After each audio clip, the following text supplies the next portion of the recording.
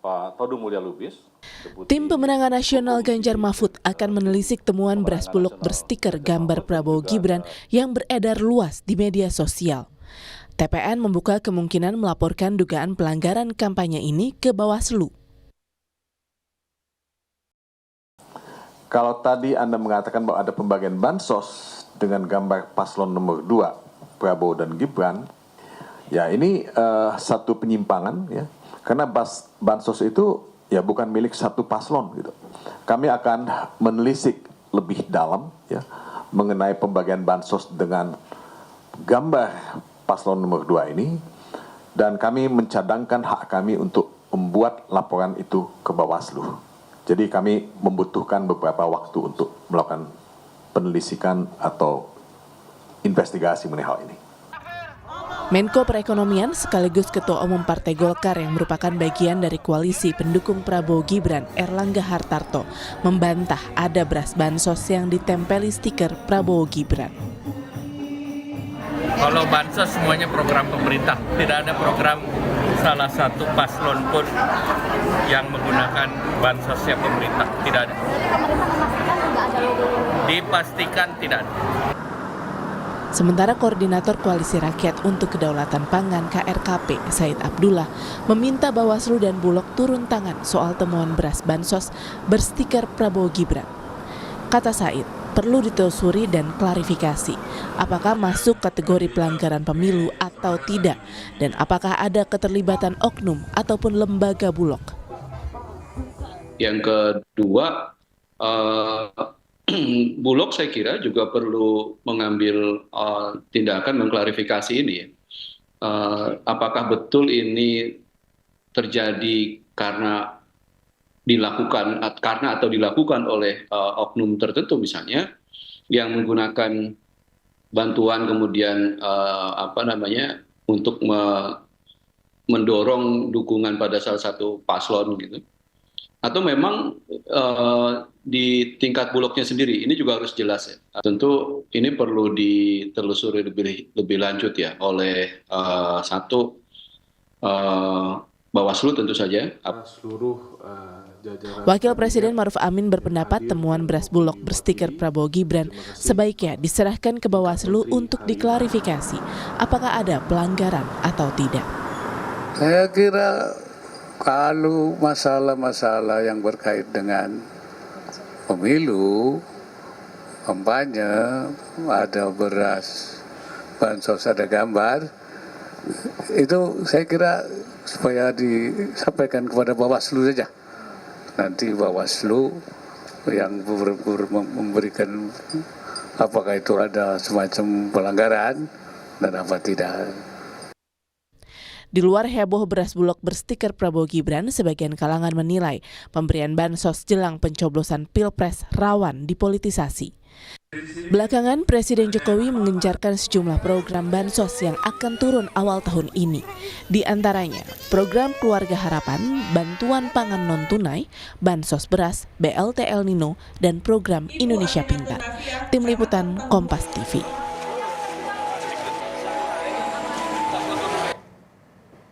Dirut Perum Bulog Bayu Krisnamurti menanggapi mengenai beras Bulog yang ditempel stiker kampanye. Dalam pesan tertulisnya, Dirut Bulog menyatakan Bulog tidak ada atribusi politik apapun. Beras SPHP sangat mudah didapatkan karena Bulog bekerja sama dengan berbagai jaringan distributor sampai ke retail modern. Setelah beras dibeli oleh masyarakat, Bulog tidak dapat mengatur apa yang akan dilakukan masyarakat atas beras itu. Dari Bulog tidak ada atribut politik apapun.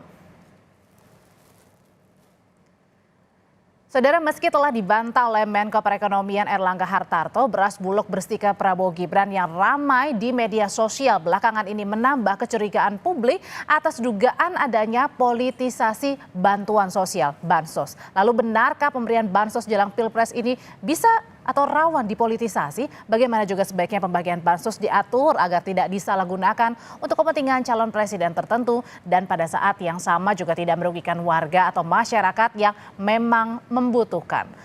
Sore hari ini kita bahas, sudah ada dosen Fakultas Hukum Universitas Indonesia, Titi Anggraini, Wakil Ketua Tim Kampanye Nasional Prabowo Gibran, Habibur Rahman, dan sudah bergabung bersama saya di sebelah saya ada Tim Pemenangan Nasional Ganjar Mahfud, Rambu Cahyo. Selamat sore Bapak dan juga Ibu. Selamat sore. Ya, selamat sore, Mbak. Oke, saya ke Bang Habib dulu. Bang Habib, jadi kasus beras berstiker gambar 02 Prabowo Gibran ini, itu yang dilakukan adalah dari paslon 02? Temuannya apa, Bang? Iya, ya tentu bukan ya. Kami sudah cek, memang tidak ada kaitan sama sekali dengan kami, dan kami menunggu apabila ada pihak yang menuduh kami, menyampaikan statement tuduhan atau membuat laporan dengan menyampaikan mencantumkan kami sebagai terlapor, maka kami mencadangkan hak kami untuk menuntut pihak-pihak yang memfitnah tersebut. Ya, karena secara logika juga nggak mungkin itu kami lakukan, menempel stiker ya Prabowo Gibran di karung beras Bulog. Ini kami juga mendapat masukan dari masyarakat agar berhati-hati. Ada pihak-pihak yang sengaja memainkan orkestrasi fitnah.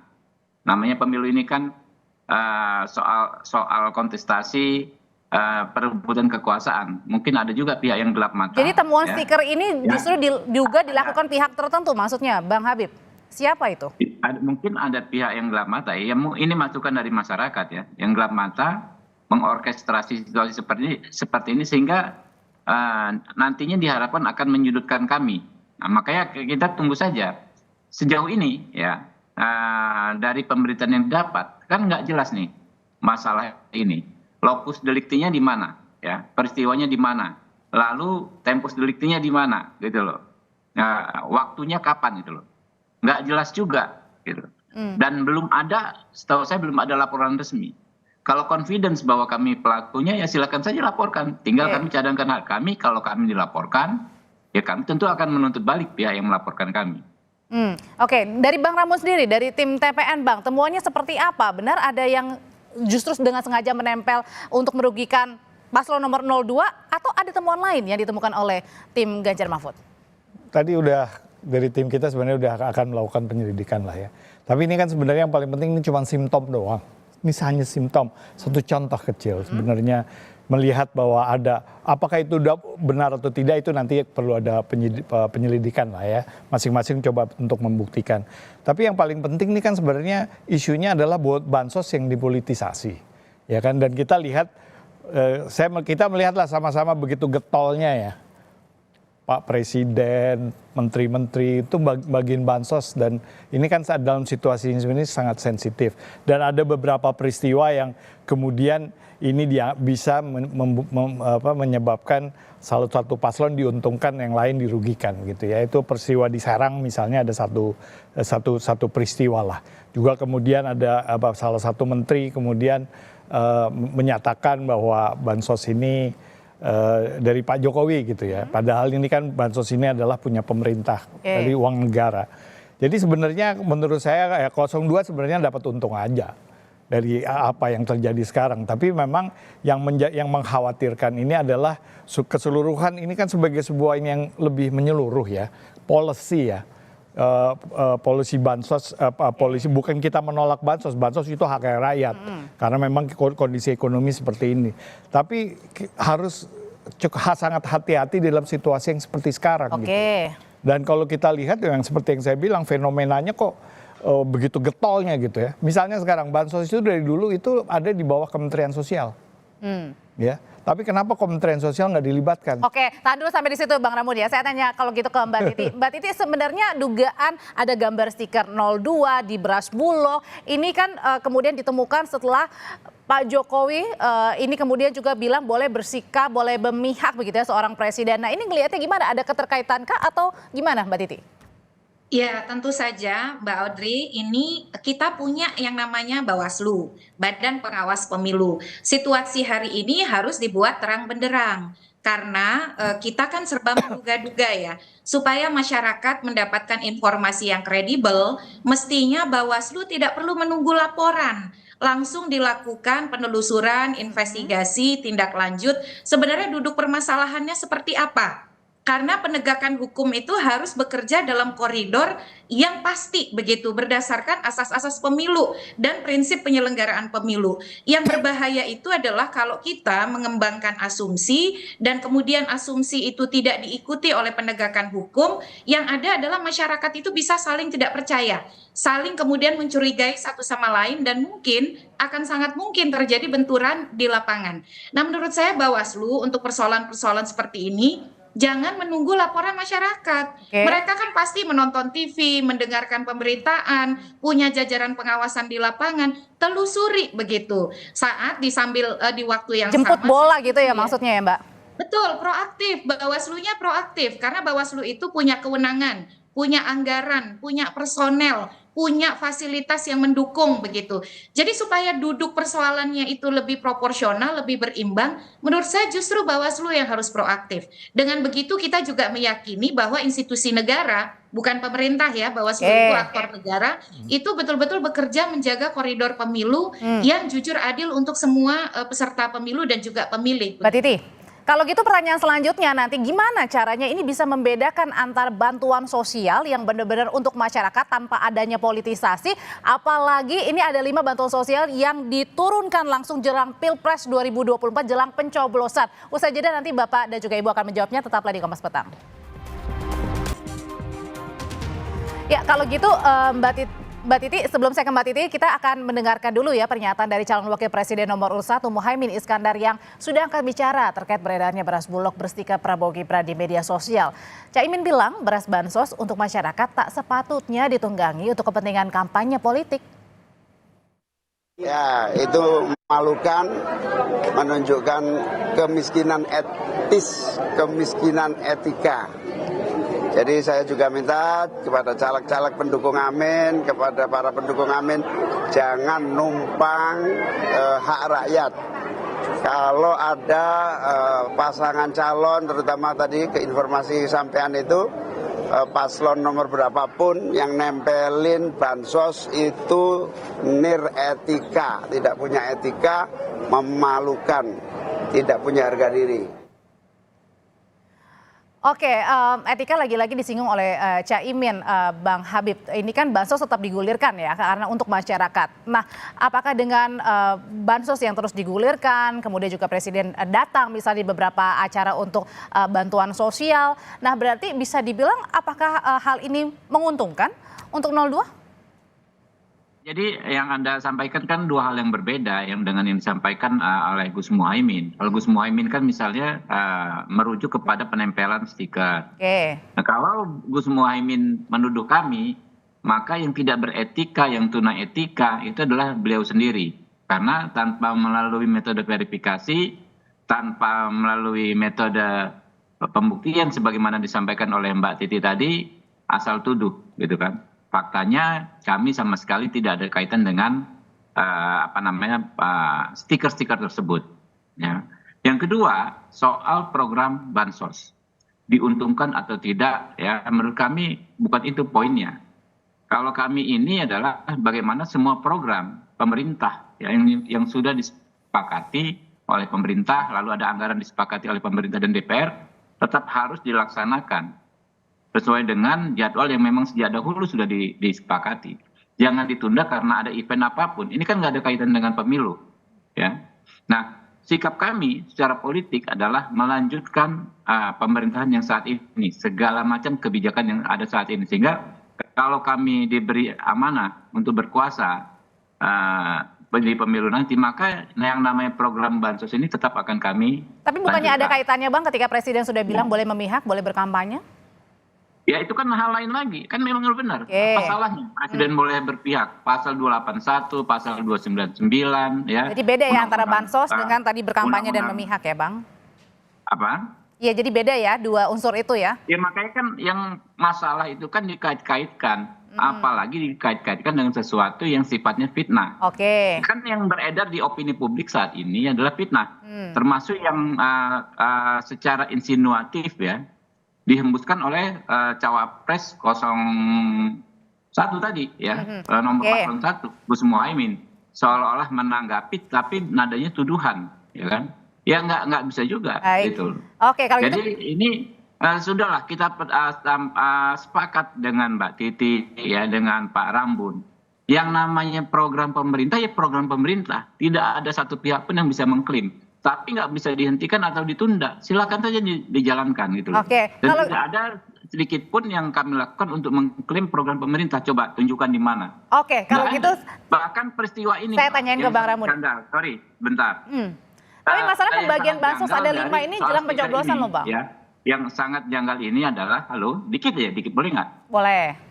Ya, bahkan tempus delicti dan locus delictinya nggak jelas. Ini sudah kemana-mana, terjadi di mana dan kapan terjadinya nggak jelas gitu loh. Jadi ini benar-benar satu orkestrasi menurut saya yang memang disengajakan untuk menyudutkan kami. Oke, benarkah itu sengaja dibuat, diorkestrasi untuk menuduh, untuk merugikan paslon tertentu antara bansos tadi kemudian, tapi juga satu sisi presiden juga boleh memihak, itu satu unsur yang bisa dikaitkan atau enggak sebenarnya Bang?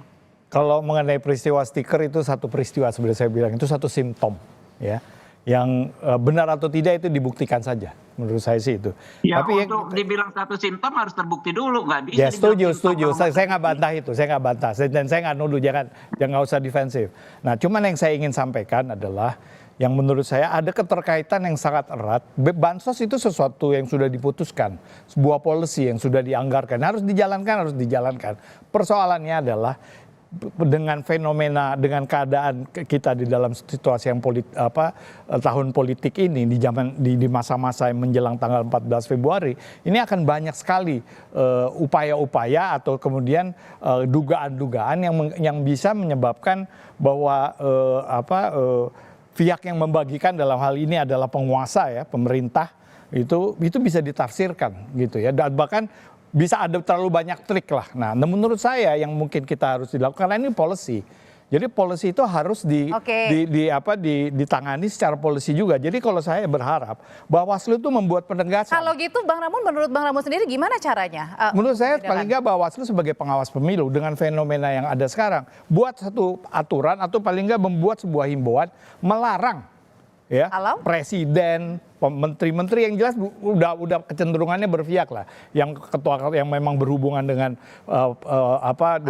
paslon tertentu dilarang untuk melakukan pembagian bansos gitu ya, dan membuat semacam satu SOP lah, putusan untuk jangan melakukan ini, dan ini bisa dianggap sebagai pelanggaran. Jadi kalau itu dilakukan, prosesnya kan sebenarnya nggak perlu pakai upacara. Itu kan dilakukan bisa dengan seluruh aparat yang artinya bansos tetap jalan, tapi untuk presiden misalnya atau menteri tidak usah. Dan itu dibuat satu policy gitu dari Bawaslu. Jadi kita nggak lagi ribut sama satu persatu. Kalau misalnya ada tadi soal stiker, ya itu dibuktikan aja melalui prosedur yang biasa. Kita tanyain menurut saya itu yang harus dilakukan. Oke, Mbak Titi, itu satu hal yang kemudian tengah-tengah nggak Mbak Titi bisa dilakukan? Atau harus di stop aja mendingan? Kalau di stop itu tidak jadi solusi ya Mbak, karena itu adalah hak rakyat yang keputusannya dibuat hanya satu pihak. Tapi saya nggak bilang itu dihentikan ya. Cara pembagiannya Mbak. Ya, jadi tidak dihentikan karena sebenarnya bansos itu kan tidak mungkin ada kalau parlemennya tidak setuju. Jadi banyak pihak yang terlibat di dalam membuat keputusan itu, bukan hanya dari eksekutif atau kemudian tokoh-tokoh politik begitu.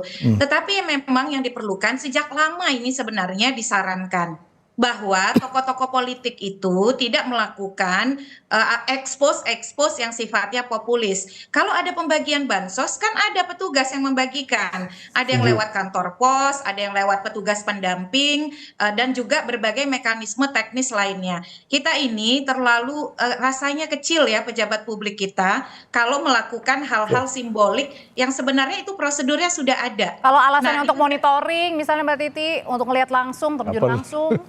Ya, kalau monitoring kan lain lagi ya Mbak ya. Kalau monitoring itu yang membagikan adalah dalam konteks ini prosedurnya sudah ada. Sama seperti kunjungan haji juga ya. Kunjungan haji itu sudah biasa. Tapi kalau kemudian ini kan bukan haji begitu. Ini adalah sebuah barang yang diterima dan dibutuhkan oleh banyak orang. Tetapi kemudian simbolisasinya itu terlalu berlebihan. Dan ini di musim pemilu. Di beberapa negara itu cara mereka mengatur, ini namanya politik pork barrel ya. Pork barrel Carroll itu adalah politik gentong babi. Bagaimana sumber daya negara itu dipolitisasi seolah-olah atau kemudian diupayakan melekat figur personal tertentu. Padahal kalau dia kerjanya bagus, selama menjabat dia memang berpihak kebijakan-kebijakannya, tanpa melakukan ekspos simbolik, masyarakat pun pasti akan mengakui kinerjanya. Nah, di sejumlah negara itu ada aturan bahwa tidak ada boleh tindakan-tindakan populis yang melibatkan aktor-aktor politik yang sedang berkontestasi untuk membagi-bagi program negara yang langsung kemudian menyasar massa dalam jumlah besar. Nah, saya kira ini kan sudah mau pemilu ya, sudah tinggal berapa hari lagi gitu, kurang dari 3 minggu. Nah, supaya semua itu bisa menilai secara tenang, program pemerintah berjalan tanpa kecurigaan, figur-figur politik itu tidak perlu kemudian melakukan tindakan-tindakan populis melibatkan jumlah massa dalam skala besar. Biarkan prosedur teknis saja yang berarti termasuk presiden pun nggak usah turun untuk bagiin. Ya, menurut saya begitu. Jadi presiden kalaupun mau kampanye silakan izin cuti kampanye, tidak menggunakan fasilitas negara, lalu kemudian untuk meredakan dan membuat segala sesuatunya ternetralisir, ya bagi-bagi bansos biarkan petugasnya saja. Kan petugasnya sudah ada, pendampingnya sudah ada, mekanismenya sudah ada, ya ikuti saja yang ada itu. Gitu. Saya tanyain ke Bang Habib, setuju Bang Habib kalau kayak begitu aja bansos tetap jalan, tapi presiden nggak usah ikut, menteri-menteri juga nggak usah ikut untuk turun bagi-bagiin sembako atau bansos? Ya, jadi kami ini kan tegak lurus ya, patuh pada peraturan perundang-undangan. Silakan saja mau metodenya seperti apa, yang penting tidak melanggar. Dan kalau melanggar, silakan semua warga negara bisa menggunakan haknya untuk membuat laporan. Yang susah ini kan kalau kita mengakomodir pihak yang saling berkontestasi, ya, tentu kan ukurannya susah. Ukuran wajar bagi satu pihak belum tentu wajar bagi pihak lain. Karena itu kan memang ada, kita sudah sepakat ya, undang-undang ini kan sudah lama ya, dari tahun 2017. Tapi pasal-pasalnya, isi pasal-pasalnya itu banyak juga menyadur dari pasal undang-undang sebelumnya. Jadi ketentuan-ketentuan yang kita berlakukan ini sebetulnya sudah beberapa kali pemilu kita terapkan. Nah, tinggal dieksekusi saja aturan-aturan tersebut, tinggal dilaksanakan saja. Ya, karena kalau kita bicara subjektivitas, nggak akan pernah ketemu. Bagi kami misalnya nggak ada masalah, bagi pihak lain ada masalah. Begitu juga sebaliknya. Nah, soal Pak Jokowi, ya, Pak Jokowi, Presiden Jokowi, setahu saya memang beliau ini sejak zaman wali kota, kemudian gubernur DKI, lalu jadi presiden periode pertama, periode kedua, memang senangnya kan ketemu rakyat langsung, ya, belusukan, ya, bagi kaos dan lain sebagainya. Mungkin diantaranya juga ada acara ada momen delivery bansos, sertifikat, itu nggak kenal waktu. Ada pemilu, nggak ada pemilu. Tapi kalau tadi Mbak Titi bilang biar adem, biar tenang, bentar lagi jelang pencoblosan lebih baik kulit ya, dulu. Ya makanya biar adem, biar tenang, kita edukasi masyarakat, gitu kan? Itu kan memang program pemerintah. Dan kalau berhasil pemerintah memang berhasil. Pemerintah itu siapa? Terdiri bukan hanya eksekutif ya, tetapi legislatif, itu kerjasama semua. Anggarannya dari mana? Disetujui DPR. DPR siapa? Semua partai politik. Nah kan masyarakat juga tahu itu, gitu loh. Makanya kan nanti kita kan bicara soal program masing-masing. Kalau kami misalnya, kami katakan program-program yang bagus itu akan kami lanjutkan. Lalu ada misalnya koalisi yang mengatakan tidak akan melanjutkan. Lalu ada yang bilang sekarang kami akan mulai membangun demarkasi. Silakan rakyat yang menilai gitu loh. Jadi saya pikir dengan waktu yang tersisa ya, lebih baik kita konsentrasi tegakkan aturan yang ada. Kita taat dan patuh pada ketentuan hukum yang berlaku. Baik, Bang Ramun. Ya kalau saya sih tadi kita sudah sampaikan, saya dengan Mbak Titi sebenarnya hampir sama ya, tegas bahwa ini udah ada aturannya, secara teknis pembagian itu dilakukan tanpa harus ada upacara dan ada sensitivitas kan sebenarnya dengan masa zaman pemilu ini gitu ya. Jadi menurut saya udah hentikan itu menteri-menteri, presiden yang memang Tapi udah telat nggak, tinggal berapa menghitung lagi loh? Ya ini paling kurang menenangkan menenangkan menjelang pemilu. Jadi menurut saya Presiden memang nggak cuma kerjaan cuma bagi bansos, kan banyak urusan yang lain. Jadi atau menteri-menteri yang lain udah hentikan saja itu. Dan yang memang karena kalau dibilang Pak Jokowi kebiasaannya begitu, mungkin Pak Jokowi memang punya kebiasaan gitu dari dulu. Tapi bedanya adalah sekarang anaknya sekarang jadi wapres. Gimana orang nggak mengatakan bahwa paling nggak ada dugaan atau kecurigaan bahwa Pak Jokowi nggak netral gitu. Jadi ini kan satu soal. Jadi menurut saya seperti tadi disampaikan sama Mbak Titi ya itu dijalankan aja gitu. Nggak usah perlu pakai upacara kan. Jadi itu mengeluarkan biaya yang cukup besar Presiden pergi ke luar kotanya untuk bagi-bagi itu kan biaya negara juga gitu. Jadi ini mungkin harus disampaikan dan mungkin saya kalau boleh menghimbau bahwa membuat sebuah ini penegasan mengenai hal ini ya supaya paling nggak ada orang ada institusi yang memang berwenang untuk menyampaikan untuk menegaskan hal tersebut gitu. Bang Rabun, terima kasih. Mbak Titi, terima kasih. Bang Habib, terima kasih. Sehat selalu semuanya. Sama-sama.